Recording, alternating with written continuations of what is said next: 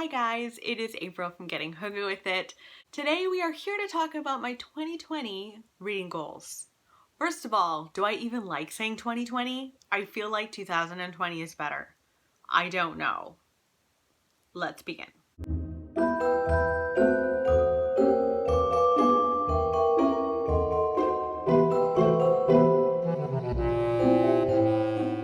So I have already done my 2019 reading goal video, and I did like a follow-up to that, so I'll link both of those somewhere to kind of explain like how those went. But I actually rewatched that and I started thinking about 2020 and I was like, 2020 again, 2020? Oh, I don't know. Anyway, I started thinking about it and I'd really like to create some good goals for this year.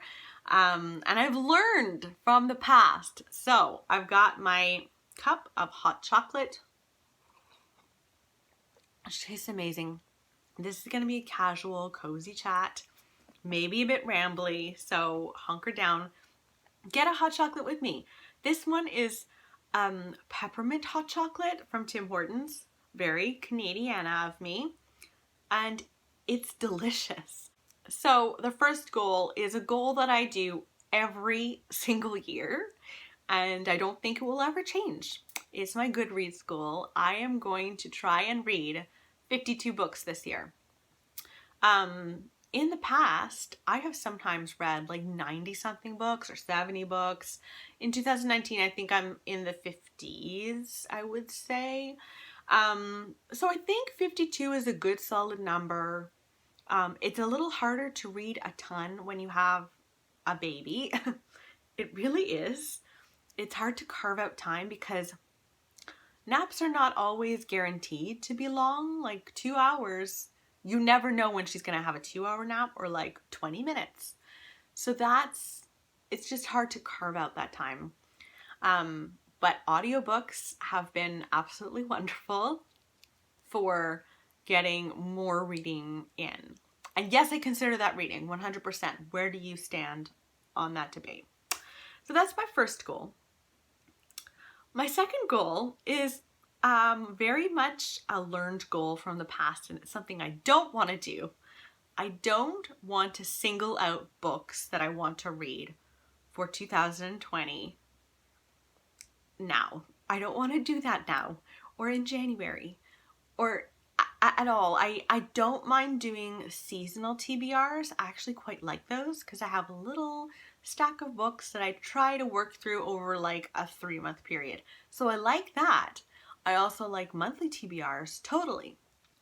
But I really don't like having a big old stack of books that I am trying to get through throughout the year. I did that in 2019 and failed miserably to the point that I am terrified to pick up those books at all now.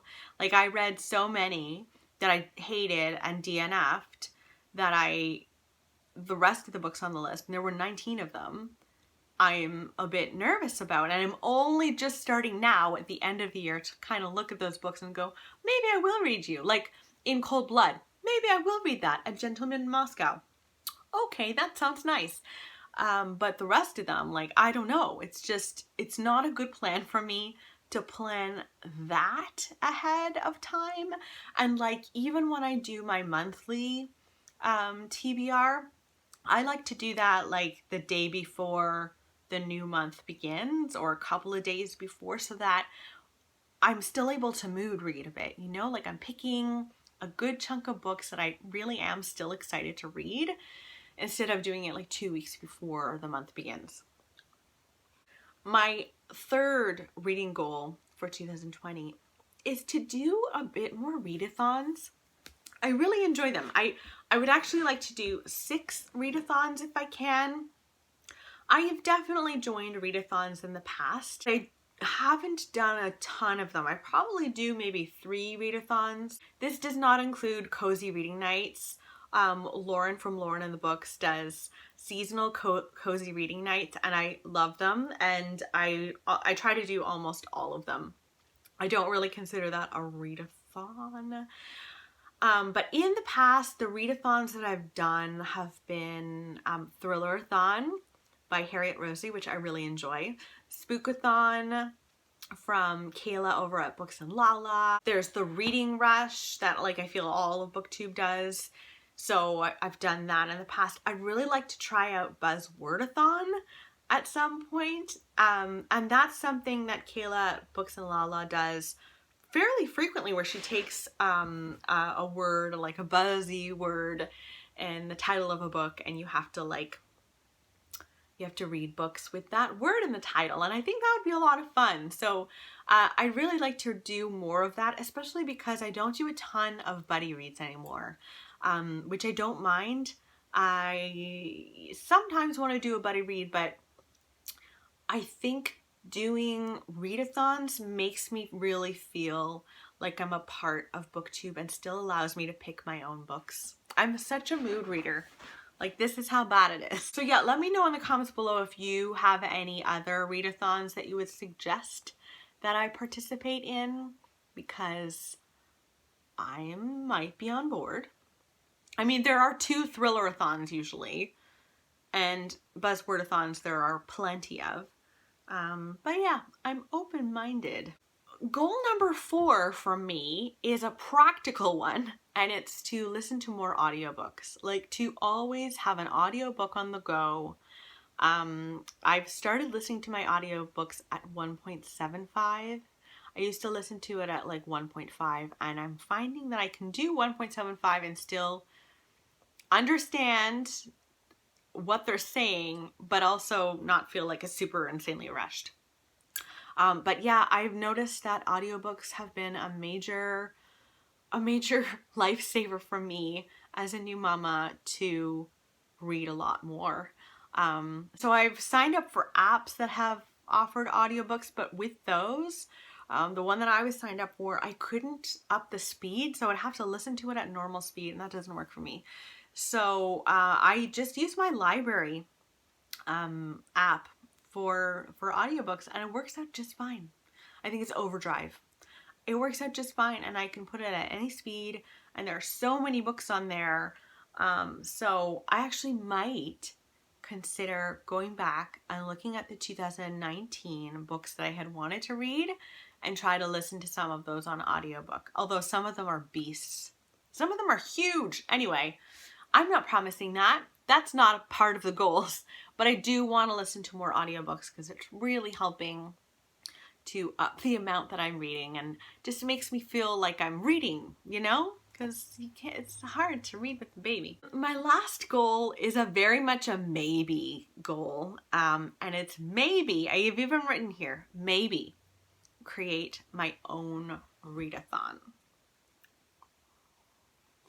Now, there is one readathon I have been thinking about since early November, and it's, I think, out of all of the readathons that I've come up with in my mind, the one that I feel most strongly about, but I also feel like it's not my place to create it.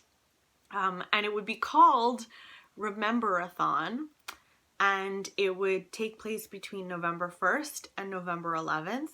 In Canada, and I think there's quite a few places around the world, we celebrate Remembrance Day on November 11th, and then I think Memorial Day in the States is also November 11th, and it's basically paying homage to the veterans, the people who are, you know, fighting for our safety and our way of living. And during November, early November, up until November 11th, like, I want to read books about war. Barry and I watch Band of Brothers every single November. We watch that every single November, and I love doing that. And it's very important to me. But I don't have anyone in my family currently that's in the military, so I let me know, is this like really not my place to do something like this? Or is it me showing appreciation? Because I hope that it would be me showing appreciation. I'm curious what you think. Both my grandfathers were in World War II fighting for Canada. So I don't know. I don't know. It's something that I'm thinking of. I'm not promising anything, but if I do a readathon, I feel like that's the one I would do. The only other thing that I wonder about with Rememberathon is nonfiction November is so like solidly ingrained into BookTube. I feel like everyone thinks of nonfiction when they think of November, and I also don't want to like step on other people's toes. But then maybe people could read nonfiction books about war and veterans. I don't know. Thoughts. Lots of them. So those are my 5 reading goals for 2020. I don't know. Let me know in the comments below. Do you have any goals yet for 2020? Next year, do you have any goals? I would love to know what they are, and I will talk with you soon. Thanks for hanging out with me on this rambly one. See you tomorrow. Bye.